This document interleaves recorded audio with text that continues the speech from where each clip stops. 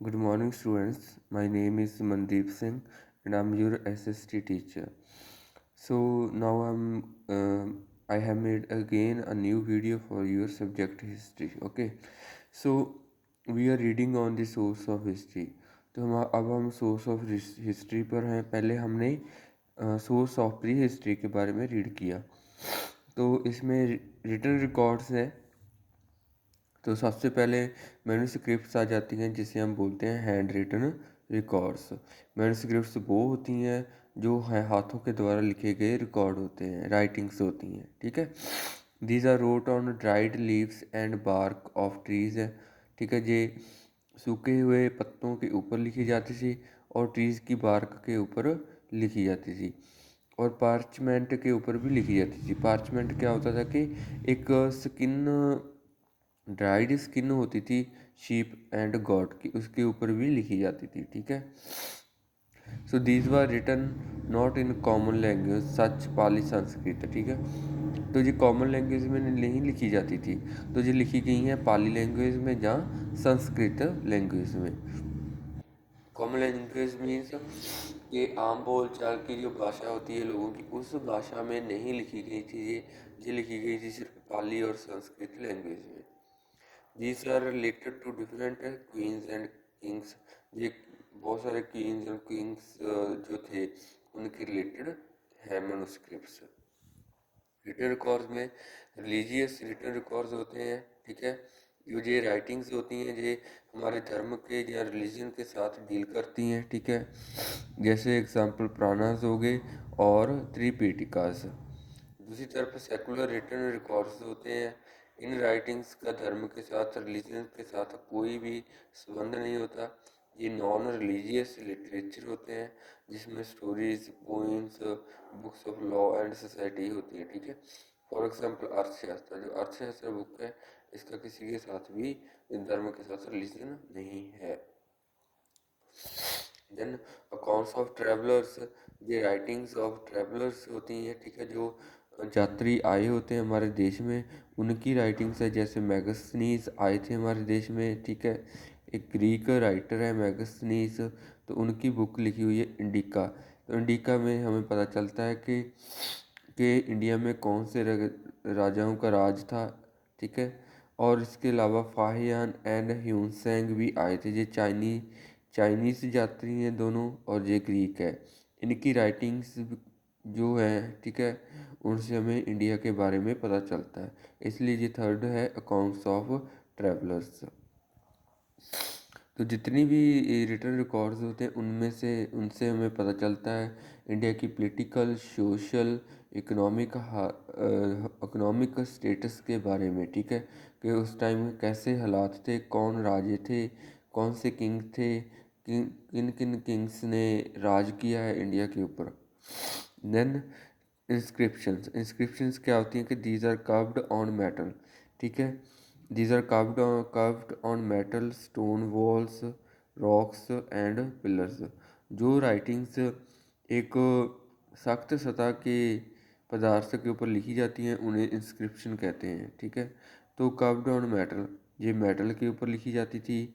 Stone wall, पत्थरों के ऊपर लिखी जाती थी. रॉक्स के ऊपर लिखी जाती थी एंड पिलर्स के ऊपर लिखी जाती थी. इन सबसे ज़्यादा मशहूर जो फेमस इंस्क्रिप्शंस हैं वो अशोका की हैं. Stone addicts of Ashoka. ठीक है. अशोका ने स्टोन्स के ऊपर बहुत सारे एडिक्ट्स को खुदवाया था, बहुत सारी राइटिंग्स को पत्थरों के ऊपर लिखवाया था. ठीक है. तो इंस्क्रिप्शन से भी हमें पता चलता है कि अशोका का राज कैसा था. ठीक है. उसने कौन से लॉ एंड ऑर्डर बनाए थे एंड डिफरेंट जो किंग्स थे उनके कौन से लॉ एंड ऑर्डर थे, उनकी पॉलिटिकल स्टेटस क्या था, इकोनॉमिक क्या था और सोशल स्टेटस क्या था. Coins and seals, coins and seals के ऊपर बहुत सारे पिक्चर्स एंड वर्ड्स होते हैं. ठीक है. ये डिपिक्ट करते हैं ये पिक्चर और वर्ड्स किसके रिलेटेड होते हैं, वो बैटल सीन्स होते हैं, कोर्ट सीन्स होते हैं कि एक राजे की कोर्ट का सीन भी सील्स और क्वाइंस के ऊपर बनाया जाता है. ठीक है. इसके अलावा किंग्स और क्वींस के नेम भी होते हैं, उनके ऊपर ईयर्स भी होते हैं. राइट. देन जो क्वाइंस की स्टडी होती है उन्हें हम बोलते हैं न्यूमिस्मैटिक्स.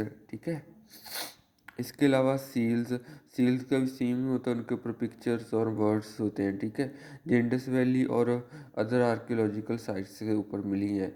जो कॉइन्स और सील्स होती हैं, इनसे पता चलता है कि लोग कैसे थे, वो क्या खाते थे, क्या पीते थे, कौन से जानवर थे, क्योंकि कॉइन्स और सील्स के ऊपर जानवरों की, एनिमल्स की पिक्चर भी होती थी। जिससे उतना पता चलता है कि उस टाइम कौन से जानवर थे, किन जानवर को पालतू जानवर बनाया जाता था, ठीक है। इस तरह से बहुत सारी जानकारी है जो हमें कॉइन्स एंड सील्स से मिलती है। जो नेक्स्ट है हमारा मोनूमेंट्स, ठीक है।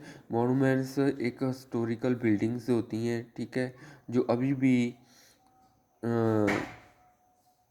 अभी भी उसी तरह ही धरती के ऊपर हैं, ठीक है। उन्हें हम बोलते हैं मोनूमेंट्स। जैसे कुछ एंशियंट हिस्टोरिक बिल्डिंग होती हैं, कुछ मेडिवल पीरियड के रिलेटेड बिल्डिंग्स हैं, ठीक है।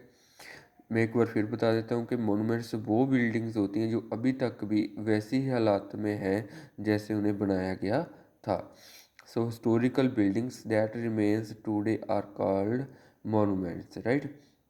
जैसे ताजमहल हो गया, सांची स्तूपा हो गया, राइट। इनसे भी पता चलता है कि जो एंशियंट या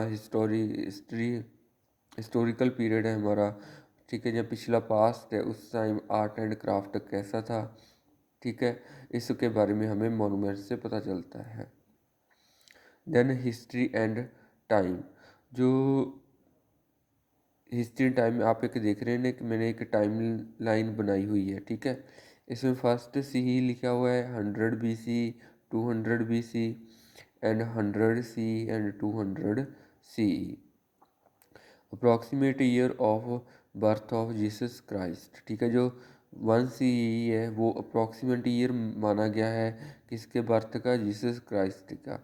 अगर जो उनका बर्थ जिस 1 CE में उनका बर्थ हुआ था, ठीक है, उसकी लेफ़्ट साइड हम कहेंगे BCE और उसकी राइट साइड हम बोलेंगे CEE, ठीक है, CE, राइट। जो BCE होता है before common Ira, means before the birth of Jesus Christ, ठीक है, जीसस क्राइस्ट के बर्थ के पहले। कॉमन इरा मीन्स जो जीसस क्राइस्ट का जन्म हुआ था उस तरह का उस टाइम को लेकर, ठीक है, कॉमन इरा बोलते हैं।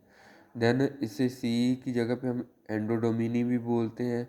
अगर आपको अकेला सी भी लिखा हुआ मिलेगा तो आप इसे इसका मतलब होता है अराउंड और अप्रॉक्सीमेटली, ठीक है, कि एक डेट दी गई है। मान लो हमने ताजमहल है, ठीक है,